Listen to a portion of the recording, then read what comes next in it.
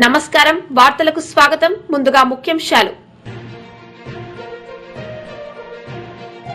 MP Laxman press meet పలు అంశాలపై వివరణ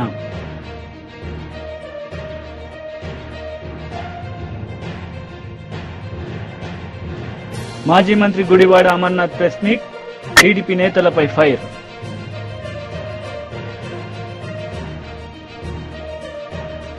ముఖ్యమంత్రి రేవంత్ రెడ్డి కేంద్ర ఆహార పౌర సరఫరాల శాఖ మంత్రి ప్రహ్లాద్ జోషితో భేటీ అయ్యారు. మంత్రి ఉత్తమ్ కుమార్ రెడ్డితో కలిసి కేంద్ర మంత్రి గారిని కలిసి రాష్ట్రానికి సంబంధించిన పలు అంశాలపై చర్చించారు. 2014-2015 సంవత్సరానికి సంబంధించి స్వీకరించిన ధాన్యం బకాయిలు 1,04,68,094 విడుదల చేయాలని ఈ సందర్భంగా కేంద్ర మంత్రి గారికి వినతి పత్రాన్ని అందజేశారు. బీజేపీ అభ్యర్థి గెలుపుపై కేంద్ర మంత్రి బండి సంజయ్ విజయయాత్రలో పాల్గొన్నారు. సందర్భంగా ఆయన మాట్లాడారు.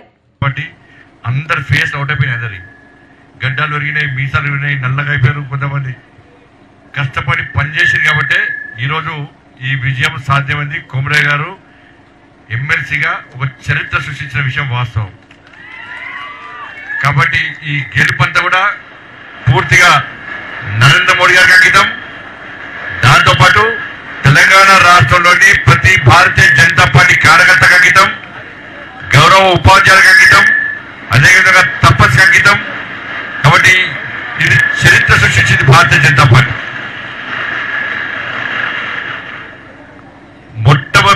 మొదటి ప్రాధాన్యత ఓటుతో గెలిచినట్టే ఒక రికార్డు. అది ఇవాళ ముఖ్యంగా ప్రధాన భూమిక పోషించింది తపస్సు. ఈ తపస్సు దూకుడుని ఎవ్వరు ఆపలేరని, ఇక ఏ ఉపాధ్యాయ సంఘం కూడా తపస్సు దూకుడు ఆపలేదు. చాలా మంది కూడా ఎప్పుడు తపస్సు మెంబర్షిప్ స్టార్ట్ చేస్తారా, ఎప్పుడు మేము ఈ పిఆర్టీయు, డిటిఎఫ్, ఎస్టీయు ఇవన్నీ మాకెందుకు, మాకు కావాల్సింది ఓన్లీ తపస్ అని చెప్పేసి తపస్సులో మెంబర్షిప్ తీసుకోవడానికి అలా తెలంగాణలోని ఉపాధ్యాయులంతా కూడా ఎదురు చూస్తారు. కాబట్టి మన భారతీయ జనతా పార్టీ తపస్ రాష్ట్ర అధ్యక్షులు మా హనుమంతన్నకు, సురేష్ అన్న కూడా, తపస్ సభ్యులందరూ కూడా కష్టపడి పనిచేసిన వాళ్ళందరూ కూడా భారతీయ జనతా పార్టీ రాష్ట్ర శాఖ తరఫున, మా కిషన్ రెడ్డి గారి తరఫున, మా అందరి తరఫున, మా కొమరయ్య గారి తరఫున కూడా మీ అందరికీ నిజంగా హృదయపూర్వక ధన్యవాదాలు. వాళ్ళు చాలా మంది ఎట్లా పనిచేయాలో పనిచేశారు. దాంతోపాటు ముఖ్యంగా మన ప్రియతమ నేత నరేంద్ర మోడీ గారు, మేము ఎన్నికల్లో ఎక్కడ తిరిగినా కూడా అన్నా మాకు 12,70,000 ట్యాక్స్ ఎగ్జామ్షన్ మహనీయుడు నరేంద్ర మోడీ గారు. ఇవాళ మా గురించి గతంలో కాంగ్రెస్ పార్టీ కానీ ఏ పాలకుడు ఆలోచించలేదు. నరేంద్ర మోడీ గారు మేము పడ్డ బాధలు చూసి మా కోరికను మన్నించి 12,70,000 ట్యాక్స్ ఎగ్జామ్షన్ ఇచ్చిన విషయాన్ని మేము మర్చిపోము. మేము విశ్వాసంతో నరేంద్ర మోడీ గారిని నమ్మి మేము ఓటేస్తాము. ఈ దేశాన్ని శక్తివంతమైన భారతదేశంగా తీర్చిదిద్దుతున్నటువంటి మహనీయుడు నరేంద్ర మోడీ గారు ఈ దేశాన్ని ఏ విధంగా పాలిస్తున్నారో దాన్ని చూసిన తర్వాత మా అభిమానాన్ని చాటుకునే అవకాశం ఈరోజు ఎమ్మెల్సీ ఓటు హక్కును వినియోగించుకోవడం ద్వారా మాకు వచ్చిందని చెప్పి భావించిన ఉపాధ్యాయులందరూ కూడా మన నరేంద్ర మోడీ గారి నాయకత్వాన్ని బలపరుస్తూ నరేంద్ర మోడీ గారి పాలన చూసిన తర్వాత ఈరోజు భారతీయ జనతా పార్టీ అభ్యర్థి ఇలా కొమరయ్య గారిని గెలిపించిన విషయం వాస్తవం. ఇలా దాంతోపాటు మీ అందరూ తెలిసిందే, అందరి కార్యకర్తలు ఈ రోజు సంతోషకరమైన వాతావరణంలో మనం ఉన్నాం. కానీ 317 జీవోకు వ్యతిరేకంగా ఇదే ప్లేస్ లో, ఇదే హాల్లో, ఇదే కార్యాలయంలో మనం ఆందోళన చేస్తున్నప్పుడు ఇటువంటి ఉద్రిక్త వాతావరణం ఉంది, ఒక గంభీరమైన వాతావరణం ఉంది. ఏ విధంగా కార్యకర్తలు అమ్మ నడిచిరో, ఏ విధంగా కార్యకర్తల మీద పోలీసులు లాఠీ దెబ్బలు కొట్టిరో, ఏ విధంగా భారతీయ జనతా పార్టీ కార్యకర్తలు కాళ్ళు చేతులు విరగొట్టిరో, ఏ విధంగా కేసీఆర్ ఈ కిటికీలో నుంచి ఫైర్ ఇంజన్ పైపుతో కార్యకర్తల గుండెల మీద కొడితే ఇలా కార్యకర్తల గోడకు తలిగి తలలకు గాయాలైన విషయాన్ని ఇవాళ ఉపాధ్యాయ సంఘం ఉపాధ్యాయులు మర్చిపోలేదు. ఇలా గతంలో ఏ విధంగా గెలిచింది ఏ సమస్యతో ఈరోజు ఇక్కడ నిజంగా 317 జీవోకు వ్యతిరేకంగా కొట్టాడుతుంటే ఇవాళ నాతో పాటు అనేక మంది కార్యకర్తలు జైలుకి పోయిన విషయాన్ని ఇవాళ ఉపాధ్యాయులు మర్చిపోలేదన్న. వాళ్ళు గుర్తించారు. మొదటి నుంచి కూడా ఈ ప్రాంతంలో ఈ 5 ఉమ్మడి జిల్లాలో ఈ 4 ఉమ్మడి జిల్లా ఉపాధ్యాయులు చూస్తున్నారు. అరే 317 కోసం ఏ తపస్సు తప్ప ఏ ఉపాధ్యాయ సంఘం మా కోసం కొట్టాలి, కేసీఆర్ కు వ్యతిరేకంగా కొట్టడానికి వాళ్ళు భయపడ్డారు. 317 జీవోను సమర్థించిన ఉపాధ్యాయ సంఘాలు కూడా ఉన్నాయి. కేసీఆర్ కు భయపడి మాకు అండగా లేరు. కేవలం ఉపాధ్యాయ సంఘం కాకున్నప్పుడు కూడా ఇవాళ తపస్ ఉపాధ్యాయ సంఘం యొక్క ఆదేశం మేరకు ఆ రోజు భారతీయ జనతా పార్టీ భారతీయ జనతా పార్టీలో ఉపాధ్యాయులు లేకుండా కూడా ఉపాధ్యాయుల సమస్యలు గుర్తించి అరే భార్య ఒకడా, భర్త ఒకడా, పిల్లలు ఒకడా, తల్లిదండ్రులు ఒకడా, చెట్టుకోలు పుట్టకోలే ఉద్యోగాలు చేసుకునే పరిస్థితిలో మాజీ మంత్రి గుడివాడ అమర్నాథ్ మీడియా సమావేశం నిర్వహించారు. సందర్భంగా టీడీపీ నేతలపై ఆయన మండిపడ్డారు. పలికినటువంటి కూటమి పార్టీ నాయకులు తీరా ఫలితం వచ్చిన తర్వాత నిన్న శ్రీనివాసులు నాయుడు గారు టీచర్స్ ఎమ్మెల్సీగా ఎన్నికైన తర్వాత శ్రీనివాసులు నాయుడు గారి తాలూకు విజయంలో కూటమి పాత్ర ఉంది, కూటమి మలపరిచినటువంటి అభ్యర్థి శ్రీనివాసులు నాయుడు గారు అని చెప్పుకోవడం అనేటువంటిది మరి ఎంతకంట సిగ్గుచేటు ఇంకోటి ఉంటుందా అని చెప్పని అడుగుతా ఉన్నా. మీరు అధికారంలోకి వచ్చినటువంటి కేవలం ఈ 9 మాసాల్లో నేటికి కరెక్ట్గా మార్చి 4వ తారీఖు 9 మాసాలు పూర్తయింది. 9 మాసాల్లో ప్రభుత్వంలో పనిచేస్తున్నటువంటి అత్యధికమైనటువంటి వ్యక్తులు ఉపాధ్యాయులే. ఎందుకంటే దాదాపు రమరమే 6 లక్షల మంది ప్రభుత్వ ఉద్యోగస్తులుంటే అందులో 1,80,000 1,90,000 మంది ఉపాధ్యాయులే ఉంటారు. అంటే 100కి 30% మంది ఉపాధ్యాయులే ప్రభుత్వంలో పనిచేస్తుంటారు. అటువంటి ఉపాధ్యాయులు ఇచ్చినటువంటి తీర్పు గడిచినటువంటి 9 మాసాలుగా ఈ ప్రభుత్వం తాలూకు పనితీరుకి చెంపపెట్టు అనేటువంటి విషయాన్ని ఈ సందర్భంగా చెప్పక తప్పదు. మరి పోనీ ఉపాధ్యాయులు పనిచేస్తున్నటువంటి డిపార్ట్మెంట్, విద్యాశాఖకు సంబంధించినటువంటి డిపార్ట్మెంట్ హెడ్ చేస్తున్నటువంటి మంత్రి ఎవరు? ఈ రాష్ట్ర ముఖ్యమంత్రి గారి కొడుకు. అంటే వీరి తాలూకా పనితీరు ఏ రకంగా ఉందో గడిచినటువంటి 9 మాసాల్లో సరే మా ప్రభుత్వాన్ని కాదన్నారు, మా పార్టీని కాదన్నారు, మమ్మల్ని ఓడించారు, వీరేదో మంచి చేస్తారని ప్రభుత్వ ఉద్యోగస్తులకు కానీ లేకపోతే ప్రజలకు కానీ మంచి చేస్తారని చెప్పి వారికి అవకాశం కల్పించారు. తీరా 9 మాసాల్లోనే వారి తాలూకు పనితనాన్ని, ఇచ్చినటువంటి హామీల్ని, ఎన్నికల ముందు చేసినటువంటి ప్రకటనల్ని అన్ని కూడా కనీసం గతంలో మేము అధికారంలో ఉన్నప్పుడు వేసినటువంటి పిఆర్సీ దాన్ని కూడా రద్దు చేసి కొత్తగా పిఆర్సీ వేసినటువంటి పరిస్థితులు లేవు.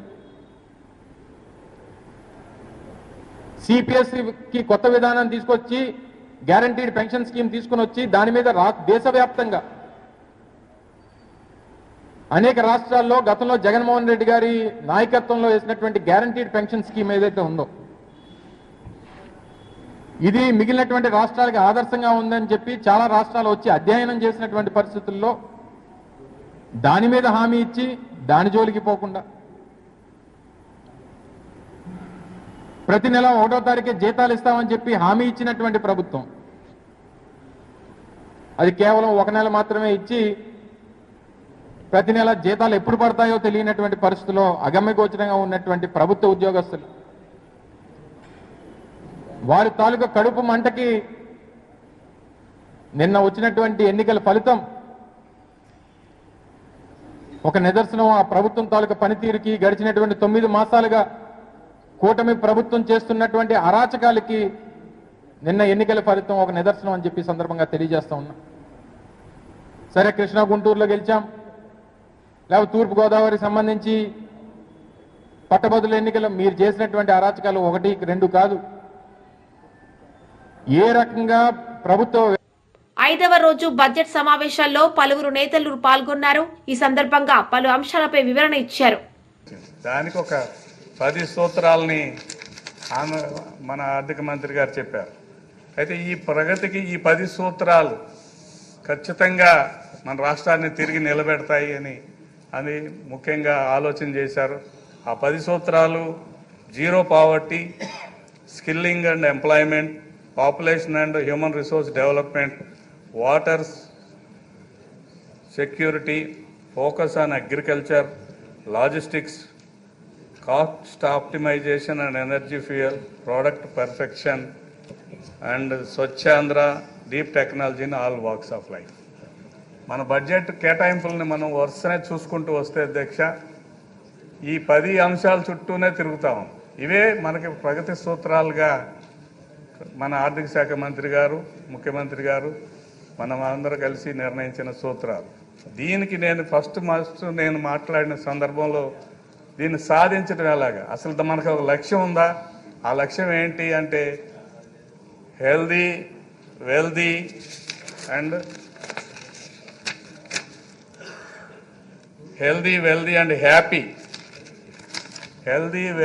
హ్యాపీ సొసైటీని 2047 నాటికి స్వర్ణాంధ్ర 2047 సాధించడానికి ఈ యొక్క 10 సూత్రాలని వాడుకొని మనం ముందుకెళ్ళాలనేది ఒక లక్ష్యం. లక్ష్యం లేకపోతే గాలిలో దీపంలాగా ఉంటుంది, గుడ్డెద్దు చేలు పడినట్టు ప్రయాణం ఉంటుంది. ఒక లక్ష్యాన్ని స్పష్టంగా ఏర్పాటు చేసుకొని ఆ లక్ష్యాన్ని సాధించడానికి దిశగా కేటాయింపులు జరపడం అనేది చాలా గొప్ప విషయం. ఆ కేటాయింపులు కూడా నేను ఒకసారి చదివి వినిపిస్తాను అధ్యక్ష. గత 2023-24 బడ్జెట్ ఎస్టిమేట్స్తో చూసుకున్నప్పుడు కేటాయింపులు ఏ రకంగా ఉన్నాయి? Welfare of SC, ST, OBC and minorities ఫస్ట్ది ఏంటి అధ్యక్ష? Zero poverty.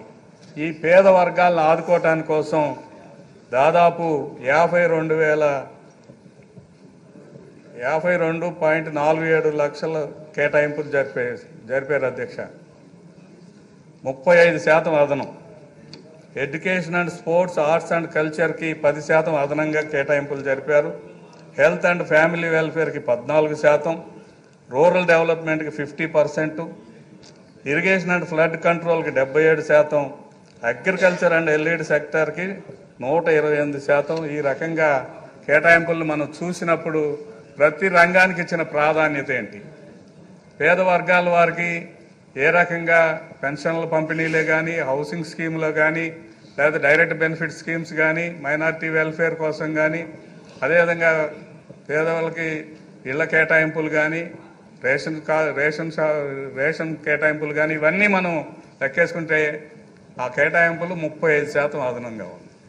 ఈ 35%లో గతంలో ఏంటంటే బటన్ నొక్కి నేను చాలా చేశానని కాదు, కానీ వాళ్ళని స్వయంగా తమ కాళ్ల మీద తాము నిలబడే విధంగా తయారు చేయడానికి కోసం కొన్ని వైసీపీ మహిళా లీడర్ వరుడు కళ్యాణి మీడియా సమావేశం నిర్వహించారు. ఈ సందర్భంగా ఆమె మాట్లాడారు. ఈరోజు చిన్న పిల్లల్ని మోసం చేయడం నిజంగా దారుణమని తెలియజేస్తూ ఉన్నాను. ఇలా తప్పించుకునే దారిని కాకుండా పిల్లలకి సరైన టైంలో వాళ్ళకి ఇవ్వాల్సిన తల్లికి వందనం డబ్బుల్ని వాళ్ళ అకౌంట్స్లో వేయాల్సిందిగా కోరుతూ ఉన్నాము. అలాగే తీసుకుంటే మహిళల పని ప్రదేశాల్లో మహిళల పైన లైంగిక వేధింపుల గురించి మాట్లాడుతూ దిశ యాప్ అనేది ఆ రోజు మహిళల రక్షణ కోసం జగన్మోహన్ రెడ్డి గారు దిశ యాప్ని, దిశ చట్టం, దిశ పోలీస్ స్టేషన్స్ని తీసుకురావడం జరిగింది. దిశ చట్టం అనేది మీ అందరికీ తెలుసు, ఇక్కడ అసెంబ్లీలో తీర్మానం చేసి కేంద్రం దగ్గరికి ఆమోదం కోసం పంపిస్తే అక్కడ పెండింగ్లో ఉంది. ఇప్పుడు వీళ్ళు కూటమి అనేది కేంద్రంతో కూడా ఎలియన్స్లో ఉంది కాబట్టి ఆ పెండింగ్లో ఉన్న దిశ చట్టం ఆమోదం అయ్యేట్టుగా చేసి ఆ అమల్లోకి వచ్చేట్టుగా చేయాల్సిన అవసరం ఎంతైనా ఉంది. లేకపోతే ఈ దిశ యాప్ అనేది 9 నెలలైంది ప్రభుత్వం అధికారంలోకి వచ్చి ఈరోజు పని చేయకుండా ఉండిన పరిస్థితి. ఇప్పుడు పని ప్రదేశాల్లో ఆడవాళ్ళు ఉద్యోగం కోసమో పని కోసమో వెళ్ళినప్పుడు దిశ యాప్ లాంటి యాప్ కనుక ఉండుంటే చక్కగా SOS బటన్ నొక్కి వాళ్ళ మీద అఘాయిత్యాలు చేయడానికి పూనుకునే వాళ్ళకి వ్యతిరేకంగా పోలీసులు వెంటనే వచ్చి ఆ ఆడవాళ్ళని రక్షించే పరిస్థితి ఉండేది. కానీ ఈరోజు దిశ యాప్ లేకపోవడం వల్ల మహిళలకు రక్షణ లేని పరిస్థితి అయిపోయింది. కాబట్టి తక్షణమే ప్రభుత్వానికి మేము కోరుకున్నాం ఏంటంటే దిశ యాప్ని పునరుద్ధరించాలి. మీకు ఆ దిశ అనే పేరు జగన్మోహన్ రెడ్డి గారు పెట్టారు కాబట్టి ఆ పేరు కొనసాగించడం ఇష్టం లేకపోతే కొత్త పేరు పెట్టుకునైనా దిశ యాప్ లాంటి వ్యవస్థని తక్షణమే తీసుకురావాల్సిన అవసరం ఉందని మేము తెలియజేయడం జరిగింది. అలాగే తీసుకుంటే మొదటి నుంచి కూడా మేము చెప్తూ ఉన్నాము, ఈ కూటమి ప్రభుత్వం అధికారంలోకి వచ్చాక ఉద్యోగుల్ని నెట్ట నిలువుగా మోసం చేశారు. ఇప్పటికీ 9 నెలలైనా ఒక్క DA కూడా ఇవ్వలేదు, ఒక IR ఇవ్వలేదు. అలాగే PRC కమిషన్ అప్పుడు జగన్మోహన్ రెడ్డి గారు వేసిన PRC కమిషన్ చైర్మన్ ని ఈ ప్రభుత్వం అధికారంలోకి వచ్చాక తీసేయడమే కాకుండా ఇప్పటికి 9 నెలలైనా కొత్త PRC కమిషన్ చైర్మన్ ని వేయలేదు. దాని వలన ఉద్యోగులు తీవ్రమైన అసంతృప్తితో ఈ ప్రభుత్వం మీద ఉన్నారు అనే విషయం మేము ముందు నుంచి కూడా చెప్తూ ఉన్నాము. దానికి ఉదాహరణగా ఉత్తరాంధ్రలో మనం చూసాము. టీచర్ ఎమ్మెల్సీలో వీళ్ళు అందరూ సపోర్ట్ చేసిన అభ్యర్థి ఎంత దారుణంగా ఓడిపోయాడు అని. అంటే ఉన్న ఓటర్స్ లో 75% వ్యతిరేకంగా ఓటేశారు. అంటే ఈ కూటమి ప్రభుత్వం మీద వీళ్ళు చేసిన మోసం మీద ఉపాధ్యాయులు ఎంత వ్యతిరేకతతో ఉన్నారు, ఏ విధంగా బెత్తం దెబ్బలు కొట్టారు అనేది ప్రజలందరూ తెలుసుకోవాలి. కాబట్టి ఇప్పటికైనా ఈ ప్రభుత్వం వాళ్ళు ఎన్నికల మేనిఫెస్టోలో ఇచ్చిన హామీలు, ఎన్నికల సమయంలో ఇచ్చిన హామీలు తప్పకుండా నెరవేర్చాల్సిన అవసరం ఉంది. ఎందుకంటే ఈ బడ్జెట్ సెషన్ లో కూడా మనం చూసాము, ఇచ్చిన మేనిఫెస్టోకి వాళ్ళు ఇంటింటికి పంచిన బాండ్స్ కి ఈ బడ్జెట్ కి ఎటువంటి సంబంధం లేకుండా ఉంది. కాబట్టి ప్రజలలో దీని మీద అప్పుడే తీవ్రమైన వ్యతిరేకత. మాజీ మంత్రి నిరంజన్ రెడ్డి మీడియా సమావేశం నిర్వహించారు. సందర్భంగా పలు అంశాలపై ఆయన మాట్లాడారు. లోబడి ఉండి ఏ కారణం చేతనైనా దురదృష్టవశాత్తు ఒక రైతు యొక్క మరణం సంభవిస్తే అది ప్రమాదమైన, రోగగ్రస్తమైన, లేకుంటే మరోటైనా మరణం అంటూ ఏ రకంగా జరిగినా దురదృష్టవశాత్తు ఆ రైతు కుటుంబం వీధిన పడొద్దు, ఇబ్బంది పడొద్దు అని చెప్పి ఆ రైతును ఆదుకోవడం కోసం మాత్రమే ఉద్దేశించినటువంటి అత్యద్భుతమైన పథకం అది. ప్రీమియం ప్రభుత్వమే చెల్లించి ఆ రైతు మరణానికి సంబంధించినటువంటి వివరాలు ఒకసారి వ్యవసాయ అధికారి, పంచాయతీ అధికారి మరణాన్ని ధృవపరుస్తూ వివరాలు పోర్టల్లో ఆన్లైన్లో అప్లోడ్ చేస్తే ఎవ్వరు పోయి ఏ కార్యాలయం చుట్టూ పోయి తిరిగేటువంటి కర్మ లేకుండా 5 నుంచి 6 లేదా 7 వర్కింగ్ డేస్లో 5-6 పని దినాల లోపలే ఆ కుటుంబానికి నేరుగా అకౌంట్లోకి డబ్బులు వచ్చి పడేవి. ఇటువంటి అద్భుతమైనటువంటి పథకానికి శ్రీకారం చుట్టి రాష్ట్రంలో మా ప్రభుత్వం దిగిపోయే నాటికి ప్రవేశపెట్టినటువంటి ఈ పథకం ద్వారా రైతులకు 1,18,198 కుటుంబాలకు 1,18,198 కుటుంబాలకు ఒక్కొక్కరికి 5 లక్షల రూపాయల చొప్పున ఆ గతించిన రైతు కుటుంబంలో బీమాను అందించడం జరిగింది. దీనికోసం మొత్తం కేసీఆర్ సర్కార్ ఆనాడు ఎల్ఐసికి వివిధ సందర్భాల్లో కట్టినటువంటి ఈ మొత్తం డేటా అంతా ఉంది. వివిధ సందర్భాల్లో కట్టినటువంటి ప్రీమియం డీటెయిల్స్ అన్నీ. ఫస్ట్ ఇయర్లో ప్రీమియము ఉదాహరణకి మనం మొదలుపెట్టినప్పుడు ఫస్ట్ ఇయర్లో 2,271 ఉంటే అది ఏటేటా అది పెరుగుతూ పోయింది. ప్రీమియం ఇప్పుడు 3,829కి వచ్చింది. అట్లా ఏటేటా పెరుగుతూ పోయింది. ఈ మొత్తం కలిపి కేసీఆర్ సర్కారు ప్రీమియం కిందనే కట్టినటువంటిది, రైతు బీమా కోసం ప్రీమియం కిందనే కట్టినటువంటి మొత్తం డబ్బులు 6,122,65,00,000. మళ్ళీ చెప్తాను, 6,122,65,00,000 రూపాయలు ప్రీమియం కింద చెల్లించింది. అందుకు మన రైతుల యొక్క క్లెయిమ్స్ ఏవైతే ఉన్నాయో 1,18,198 కుటుంబాలకు రావడం జరిగింది. చెల్లించినటువంటి మొత్తం డబ్బు ఏది రైతు కుటుంబాలకు వచ్చినటువంటి డబ్బు 5,909 కోట్ల రూపాయలు. సరే, ప్రభుత్వం మారింది. వీళ్ళనాడు కొనసాగుతున్న పథకాలే కాదు, వ్యవసాయ పథకాలు వాటికి అదనంగా మేము చేస్తామన్నారు. చాలా గప్పాలు కొట్టారు, అవన్నీ మనం చూసినాం. మరి ఈరోజు కేవలం 750 కోట్లు ప్రీమియం కట్టాల సర్కారు. రైతు బీమా పథకం అమల్లో ఉండాలంటే ఈ సర్కారు ప్రీమియం కట్టవలసినటువంటిది 750 కోట్లు. ఈ 750 కోట్ల రూపాయలు ఈ సర్కారు ప్రీమియం కట్టని కారణంగా, ఆ కిస్తు కట్టని కారణంగా దాదాపు 7,000 పైచిలకు మంది రైతులు ఎవరైతే ఇటీవలి కాలంలో చనిపోయినటువంటి వాళ్ళు ఉన్నారో మొత్తము వాళ్ళ క్లెయిమ్స్, ఆ బిల్స్, ఆ ఫైల్ అన్నీ పెండింగ్లో ఉన్నాయి. ఇప్పుడు ఆల్రెడీ ఎల్ఐసి దగ్గర పెండింగ్లో ఉండేటువంటివి ఉన్నాయి. అవి కాక ఈ ఇంటర్రెగ్నం పీరియడ్, ఈ మధ్యకాలం ఏదైతే ఉందో ఈ మధ్యకాలంలో ఉండేటువంటి వాళ్ళు 7,000 కుటుంబాలు ఉన్నాయి. ఈ 7,000 కుటుంబాలకు సంబంధించినటువంటి ఆ ఫైల్ అన్నీ కూడా అవి పెండింగ్లో ఉన్నాయి. ఇవి ఇట్లా ఉండగా రైతుల ఆత్మహత్యలు 440 దాటింది, 440. ఇప్పుడు కరెంటు రాదు, నీళ్లు రావు, రైతు భరోసా రాదు, బీమా కిస్తు చెల్లించరు. మరి ఏమి ఇస్తున్నట్లు? మీరు ఎన్ని చెప్పింది? ఎంపీ లక్ష్మణ్ మీడియా సమావేశం నిర్వహించారు. ఈ సందర్భంగా ఆయన మాట్లాడారు. దాన్ని సరిదిద్దుతామని చెప్పి హామీ ఇచ్చి ఎన్నికల్లో ఏ రకంగా గ్యారంటీలు రాహుల్ గాంధీ ద్వారా, సోనియా గాంధీ ద్వారా, మల్లికార్జున్ ఖర్గే ద్వారా ప్రజలకు హామీలు గుప్పించి లబ్ధి పొందినారో రాజకీయంగా, అదే పంతాలో ప్రియాంక గాంధీ ద్వారా భువనగిరిలో సభ నిర్వహించి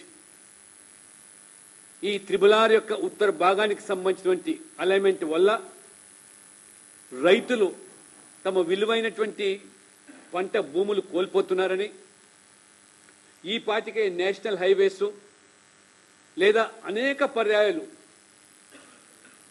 అభివృద్ధి పేరుతో రైతుల యొక్క మరి పచ్చటి పొలాలను ఆనాడు ప్రభుత్వం స్వాధీనం చేసుకుంటే ఈ త్రిబులార్ పేరు మీద మళ్ళీ నష్టపోయిన రైతులకు మళ్ళీ ఆ బీఆర్ఎస్ ప్రభుత్వం యొక్క తప్పుడు విధానాలను సరిదిద్దుతామని, అలైన్మెంట్లో మార్పులు తీసుకొచ్చి మీకు న్యాయం చేస్తామని ఆనాడు ఇదే కాంగ్రెస్ నాయకులు ప్రియాంక గాంధీ స్వైతం కూడా హామీ ఇచ్చి ఎన్నికలైన తర్వాత ఈరోజు ప్లేట్ ఫిరాయించి ఆనాడు హామీలు ఇచ్చినటువంటి భరోసా కల్పించినటువంటి ధర్నాలు చేసినటువంటి కాంగ్రెస్ నాయకత్వము ఇవాళ మంత్రులైనారు, ఎంపీలైనారు, ఎమ్మెల్యేలైనారు.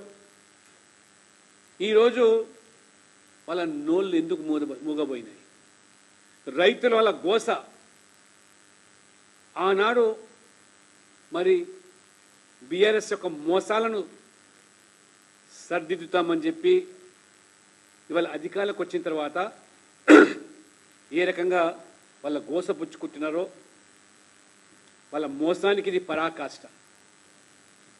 మంత్రులు పతాలేరు, రైతులు వారు మొరబెట్టుకుంటామంటే ఎంపీలు, ఎమ్మెల్యేలు ఇది మా చేతుల్లో లేదు, ముఖ్యమంత్రి స్వయంగా దీన్ని పర్యవేక్షిస్తూ ఉన్నారు, ముఖ్యమంత్రి గారికే మీ గూడు చెప్పుకోండి అని చెప్పి. అంటే ఇవాళ ప్రియాంక గాంధీ అయితే వచ్చే పరిస్థితి లేదు. ఆయన ఇదే రాహుల్ గాంధీ గారు అశోక్ నగర్లకు వచ్చి నిరుద్యోగ యువతను రెచ్చగొట్టి 2 లక్షల ప్రభుత్వ ఉద్యోగాలు ఇప్పిస్తాం, ఓటేయమని చెప్పాడు. 1 సంవత్సర కాలంలోనే ఇవాళ పతా లేకుండా పోయినా. కాబట్టి తీరా చూస్తే ఇప్పుడు ఈ లోపభూయిష్టమైనటువంటి ఈ ప్రభుత్వం, కాంగ్రెస్ ప్రభుత్వం విధానాల వల్ల గేమ్ చేంజర్గా భావించే త్రిబులార్ ప్రాజెక్టు ఇవాళ అసలుకే మోసం వచ్చే విధంగా ఈ కాంగ్రెస్ యొక్క వ్యవహార శైలి. త్రిబులార్ ఉత్తర భాగం ట్రాఫిక్పై మళ్ళీ సర్వే, సిపిఆర్లో సమగ్ర వివరాలు లేవని ఇవాళ కేంద్రం సూచిస్తూ ఉంటే రీసర్వే జరిగితే కానీ ఆమోదం పొందే పరిస్థితి లేదు. కేంద్రంతో పాటు రాష్ట్ర ప్రభుత్వంలో ప్రత్యేక రీసర్వే. వాస్తవంగా డిపిఆర్ తయారు చేసే ముందు ఆ మార్గంలో ఎన్ని వాహనాలు తిరుగుతాయి, ప్రయాణించేటువంటి వాహనాల సంఖ్య ఎంత, ఆ టోల్ మాధ్యం ద్వారా ఆ వాహనాల ద్వారా ఎంత ఆదాయం సమకూరుతుంది, ఎంతమంది ప్రయాణికులకు వెసులుబాటు కలుగుతుంది. ఎందుకంటే ఈ పాటికే ఓఆర్ఆర్ అనేది. YCP leader SV Satish Kumar Reddy media సమావేశం నిర్వహించారు. ఈ సందర్భంగా ఆయన మాట్లాడారు. భారతదేశం ఉంది, భారతదేశంలో తాజ్మహల్ ఉంది, తాజ్మహల్ ముందర పచ్చిక బయలు ఉన్నాయి, ఆ బయలులో ఒక ఆవు ఉంది, ఆవుకు 2 కాళ్ళు 4 కాళ్ళు 2 కళ్ళు అని చెప్పేసి మళ్ళా గోమాత జిందాబాద్ అన్నంట. అట్లా ఈ ప్రభుత్వం, ఇప్పుడున్నటువంటి ఈ ప్రభుత్వం ఏ సమస్య అడిగినా విధ్వంసకరమైనటువంటి పాలన వైఎస్ఆర్ కాంగ్రెస్ పార్టీ చేసింది కాబట్టి మేము ఏమి చేయలేదు. అట్లా చుట్టి లాస్ట్కు గోమాత జిందాబాద్ అంటే పోయిన ప్రభుత్వం చేసేటువంటి విధ్వంసం వల్ల మేము ఏమీ చేయలేకపోతున్నామని చెప్పేటువంటి కార్యక్రమాలు ఎన్ని రోజులు జరుగుతాయని చెప్పి నేను అడుగుతున్నా. ఎన్ని రోజులు మీరు ఈ సాకుతో తప్పించుకునేటువంటి ప్రయత్నం చేస్తారు? ఈరోజు మీకు వాతలు పెట్టారు, ఉత్తరాంధ్రలో ఉన్నటువంటి టీచర్లు మీకు వాత పెట్టారు. ఎప్పుడో అవకాశం వచ్చినా ఈ రాష్ట్రంలో ఉన్నటువంటి ప్రజలందరూ కూడా మీకు వాతలు పెట్టేదానికి రెడీగా ఉండారు. నిన్న నెల్లూరులో చంద్రబాబు నాయుడు గారు మాట్లాడినటువంటి మాటలు చూస్తే ఎంత దౌర్భాగ్యంగా ఉందంటే, ఎవరైనా కూడా రాజ్యాంగపరమైనటువంటి ఏ పదవి వచ్చినా ప్రమాణ స్వీకారం చేస్తాం. ఒక శాసనమండలి సభ్యునిగా నేను కూడా చేశా. శాసనసభలో చేస్తారు, మంత్రులు చేస్తారు, ముఖ్యమంత్రి చేస్తారు. ప్రధానంగా ఈ యొక్క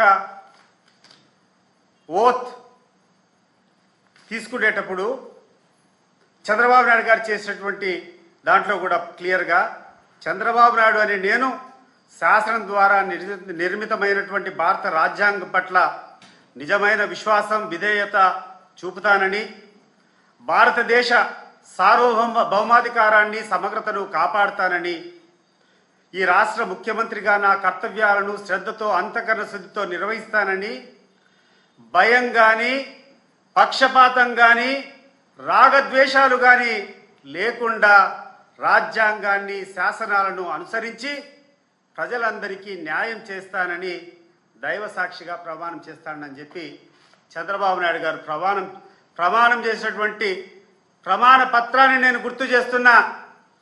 ఈ ప్రమాణానికి ఏమైనా విలువ ఉందా చంద్రబాబు నాయుడు గారు? ఈ ప్రమాణం చేసినటువంటి ఈ పత్రం మీద నువ్వు ప్రమాణం చేసి ఈరోజు ఏం చేస్తున్నావని చెప్పి రాష్ట్రంలో ఉన్నటువంటి ప్రతి ఒక్క ప్రజలు అడుగుతున్నారు, ప్రతి ఒక్కరు అడుగుతున్నారు. ఇది నీకు ధర్మమా? గడిచిన 40 సంవత్సరాల నుంచి ఏదో ఒక పదవిలో ఉన్నావు. నీకు రాజ్యాంగంలో ఒక ముఖ్యమంత్రి అయిన తర్వాత ఏ రకంగా వ్యవహరించాలా ఆ కోడ్ కూడా నీకు సరిగ్గా తెలీదా అని చెప్పి నేను అడుగుతున్నాను. ఎంత దౌర్భాగ్యమయ్యా! ఇదేమన్నా ఈ రాష్ట్రంలో ఉండేటువంటి పనులు, ఈ రాష్ట్రంలో ఉండేటువంటి కథలు ఒక వర్గానికే చేస్తాం, ఇంకొకరికి చేస్తే వైఎస్ఆర్ కాంగ్రెస్ పార్టీ వాళ్ళకు పనులు చేస్తే పాముకు పాలు పోసేట్టు అని మాట్లాడుతున్నాడు. ఇంత ఘోరమైనటువంటి ముఖ్యమంత్రి ప్రపంచంలో ఎవరు కూడా చూసుండరు. నేను ఒకటే అడుగుతున్నాను చంద్రబాబు నాయుడు గారిని. చంద్రబాబు నాయుడు గారు, మీరు ఈ యొక్క రాజ్యాంగాన్ని చదివారా? ది కాన్స్టిట్యూషన్ ఆఫ్ ఇండియా చదివారా? దీంట్లో క్లియర్గా. వార్తలు ముగించే ముందు ముఖ్యాంశాలు మరోసారి. ఎంపీ లక్ష్మణ్ ప్రెస్ మీట్, పలు అంశాలపై వివరణ.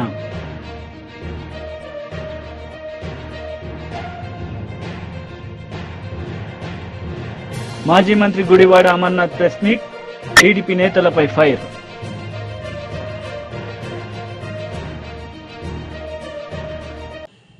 ఈ వార్తలు ఇంతటితో సమాప్తం. తిరిగి ప్రసారమయ్యే వార్తల్లో మళ్ళీ కలుద్దాం. అంతవరకు సెలవు. నమస్తే.